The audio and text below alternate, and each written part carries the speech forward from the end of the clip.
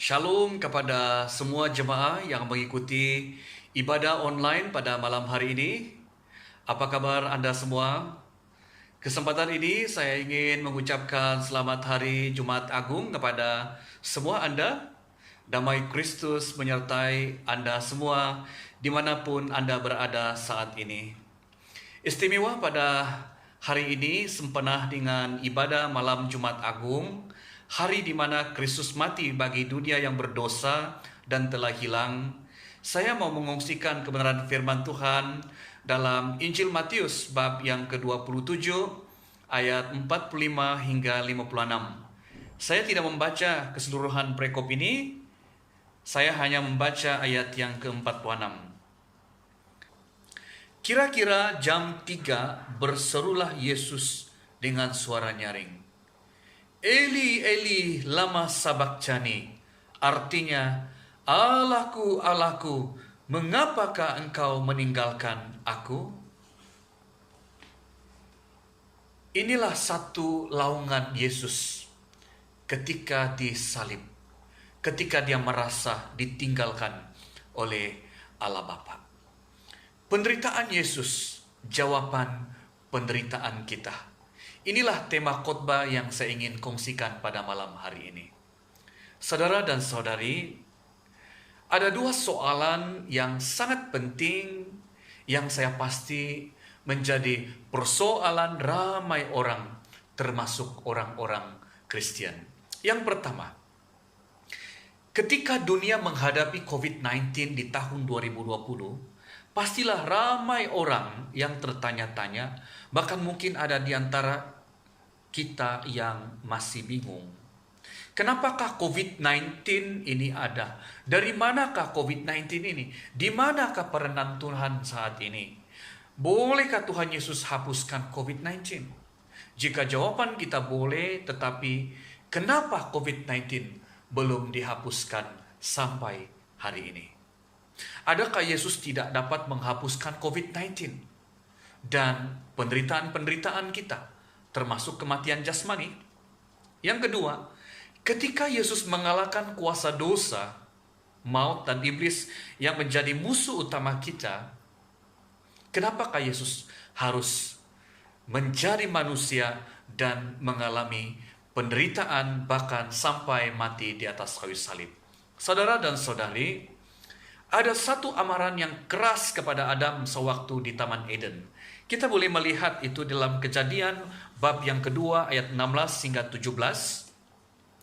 Lalu Tuhan Allah memberi perintah ini kepada manusia. Semua pohon dalam taman ini boleh kau makan buahnya dengan bebas.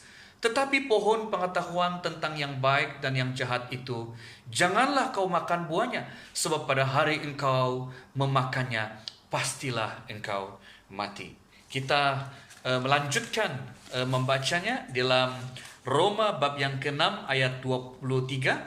Sebab upah dosa ialah maut. Kemudian dalam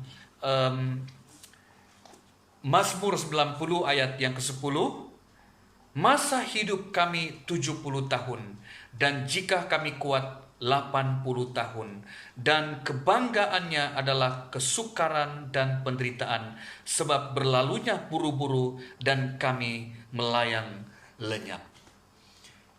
Berdasarkan dengan ayat yang saya telah bacakan tadi, menyatakan kepada kita bahwa karena dosalah maka hubungan Allah dengan manusia rosak.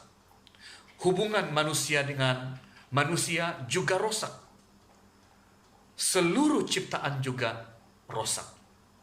Saya dapat simpulkan bahwa dosa merupakan musuh, merupakan penyakit utama kita yang telah merosakkan bahkan menghancurkan seluruh kehidupan manusia. Berarti bahwa penderitaan yang kita alami di bumi ini adalah karena dosa. Dan harus dimengerti bahwa penderitaan yang kita alami di bumi ini adalah penderitaan sementara. Berarti juga bahwa jika dosa tidak dihapuskan, maka penderitaan kita akan dilanjutkan selepas kematian jasmani, dan inilah penderitaan yang lebih mengerikan karena manusia sudah berada di dalam maut, berarti itulah penderitaan yang abadi, dan inilah yang dikatakan maut, ya. Menderita selama-lamanya tanpa Allah. Berbeza dengan orang yang telah dihapuskan dosanya, di mana dalam dunia ini dia akan menderita bersama dengan Allah, dan pasti bahwa dia terlepas daripada hukuman kekal, yaitu maut. Saudara dan saudari, saya boleh katakan bahwa topik utama dalam Jumat Agung ialah pengampunan dosa daripada Yesus Kristus, di mana kasih Allah dan juga keadilan Allah itu bertemu di salib. Di saliblah Yesus menjawab lawangan manusia yang menderita di dunia ini karena dosa. Semua ini Tuhan Yesus sudah bawa di atas kayu salib. Dan inilah yang saya katakan penderitaan Yesus, jawaban penderitaan kita. Bagaimanakah penderitaan Yesus menjadi jawaban penderitaan kita? Ada 2 poin penting yang saya mau sampaikan pada malam ini. Yang pertama, penderitaan Yesus memberi hidup yang kekal.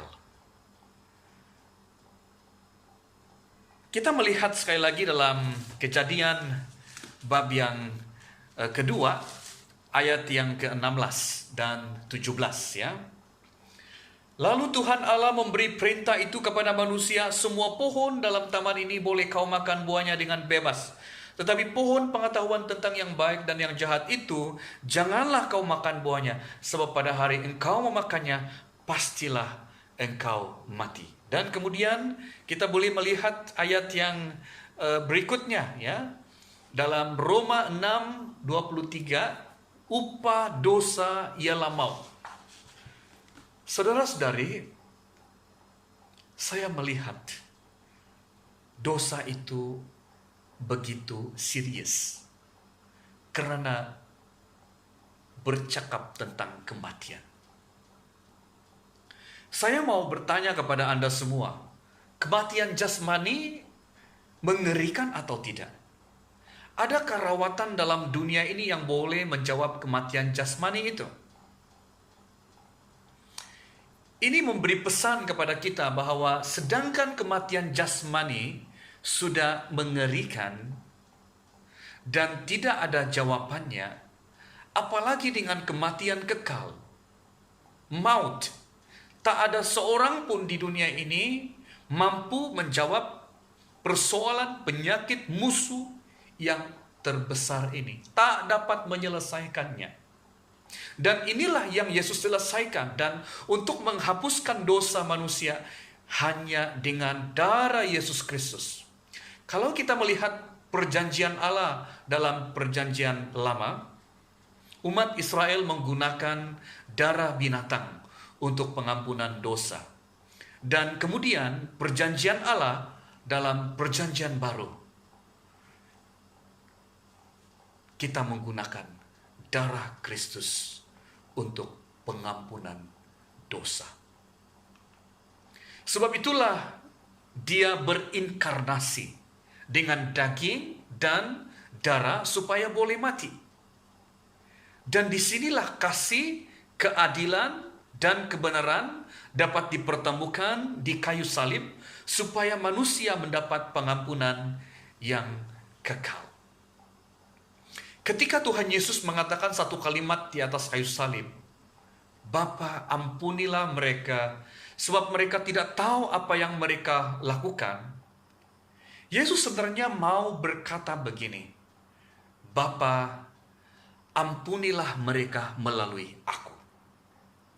Ini merupakan satu pembenaran kepada manusia yang berdosa, di mana dia menggantikan orang berdosa, mengampuni dengan darah, karena manusia berdosa langsung kepada Allah.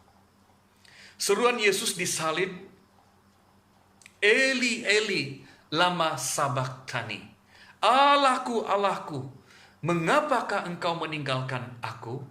Ini kata-kata Tuhan Yesus yang menanggung dosa dunia ini. Ia dibuang oleh Allah Bapa supaya kita diampuni, kita diterima, dan kita mendapat hidup yang kekal. Saudara-saudari, di salib ada kasih. Di salib ada keadilan. Di salib ada kebenaran. Di saliblah ada pengampunan dan kemenangan bagi setiap orang yang percaya kepada Yesus Kristus.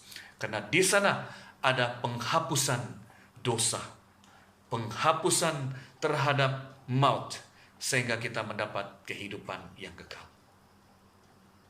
Apakah respon Anda terhadap pengorbanan Tuhan Yesus di atas kayu salib? Marilah kita bertobat dan menyerahkan diri kita sekali lagi kepada Tuhan pada tahun ini.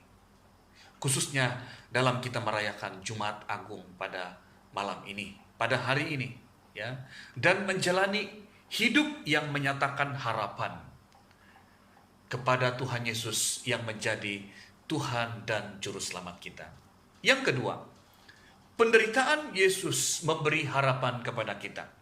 Satu soalan yang penting ketika kita menghadapi pergumulan hidup, khususnya pada hari ini, ketika kita berhadapan dengan COVID-19, adakah Yesus bersama kita? Dan adakah Yesus merasakan penderitaan yang kita alami?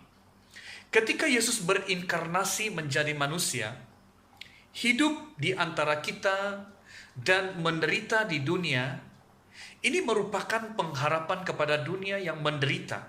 Karena ini menyatakan bahwa Dia tidak hanya memberi kehidupan kekal.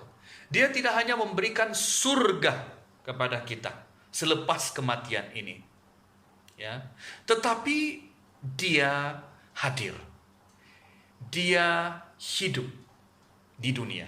Dia turut merasakan bersama-sama dengan kita melalui penderitaan yang sementara di bumi ini. Ketika Yesus menjadi manusia, Dia merasakan penderitaan kita. Dan ini merupakan penghargaan, rasa peduli, dan sekaligus merupakan penghiburan yang terbesar dan pengharapan kepada kita semua yang menderita. Sewaktu di dunia ini, Yesus sangat dekat dengan orang-orang yang menderita. Seperti orang sakit, orang miskin, orang-orang yang dipinggirkan oleh masyarakat, orang yang khawatir, orang bersedih, orang yang kehilangan orang tersayang, orang yang berputus asa, hilang harapan, dan ramai lagi. Dan ini kelihatan di mana Yesus bersedih dan menangis bersama dengan orang-orang menangis. Semua ini memberi message kepada kita bahwa di setiap musim kehidupan kita, Dia ada bersama kita. Dia benar-benar peduli dan benar-benar mengasihi kita. Seperti yang Dia katakan dalam Roma 8:28, surat Paulus, ya. Kita tahu sekarang bahwa Allah turut bekerja dalam segala sesuatu untuk mendatangkan kebaikan bagi mereka yang mengasihi Dia, yaitu bagi mereka yang terpanggil sesuai dengan rencana Allah. Saudara-saudari yang saya kasih dalam Tuhan Yesus Kristus, di atas kayu salib, saya mengulang sekali lagi satu kalimat Tuhan Yesus dalam poin yang kedua ini, yaitu Eli Eli lama sabachthani. Allahku, Allahku, mengapa engkau meninggalkan aku? Saya merasa, saudara, bahwa inilah seruan semua orang di dalam dunia ini ketika menghadapi COVID-19. Khususnya mereka yang sedang bertarung nyawa di ICU oleh karena COVID-19. Mengalami penderitaan yang sangat berat sehingga merasa ditinggalkan oleh Allah. Saudara-saudari, inilah yang pernah dialami oleh Tuhan Yesus ketika Dia di atas kayu salib. Ketika Dia menanggung dosa yang terlalu berat, sehingga Dia merasa ditinggalkan oleh Allah Bapa. Ini berarti bahwa penderitaan apapun yang kita alami di dunia ini, Allah telah merasakan terlebih dahulu. Dan ini menyatakan bahwa tidak ada satu bahagian pun di dalam kehidupan kita yang Tuhan Yesus tidak merasakan.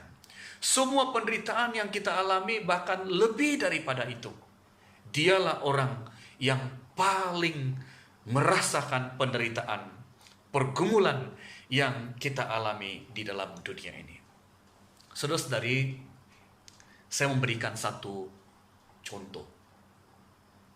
Ketika kita ada masalah, dan ketika itu ada teman yang merasakan dan memahami pergumulan yang kita alami saat itu. Ini sudah cukup memberi penghiburan dan kekuatan sebab kita tidak merasa seorang diri. Ada tempat kita mengadu, ada tempat kita berkongsi, dan ada tempat kita bergantung. Sehingga kita merasa beban akan menjadi ringan dan memiliki harapan, memiliki semangat yang baru.